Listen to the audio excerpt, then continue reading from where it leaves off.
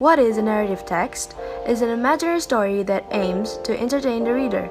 Of course, the name of an imaginary story is not necessarily true because it could be just an imagination or a fictional story made by someone or a story made by a group of people that is proven to be true. What is the generic structure of the narrative text? The first is orientation. It is about opening paragraph where the character of the story are introduced. The second is complication, where the problems in the story develop. The third is resolution, where the problems in the story is solved. The problem is over whether it's a happy ending or a bad ending. The last is coda or reorientation, is lesson from the story. The characteristic or language feature of narrative: past tense, adverb of time, time conjunction, specific character, action verbs, and direct speech.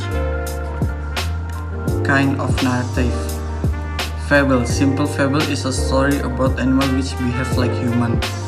Myths: stories that are believed by some people but the stories cannot be true. It was told in an ancient culture to explain a practice, belief, or natural occurrence. Legend: it's simple, a story which relates to on how a place is formed. Fairy tales: story which relate much with magic things. Science fiction story: story which explore the science as the background or plot of the whole story. Short stories: story for 1 or 2 page. Parables: story that illustrates one or more instructive lessons or principle. Parable differs from a fable.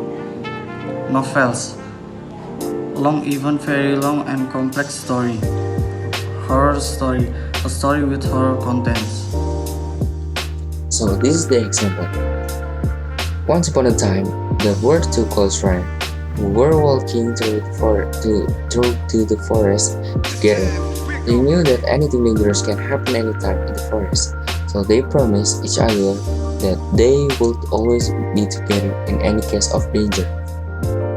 Suddenly, they saw a large bear getting closer toward them. One of them climbed a nearby tree at once, but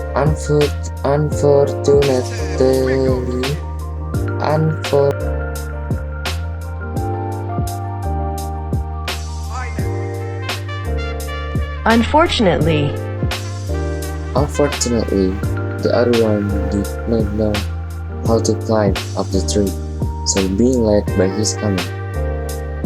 Since he lay down on the ground breathless and pretended to be a dead man.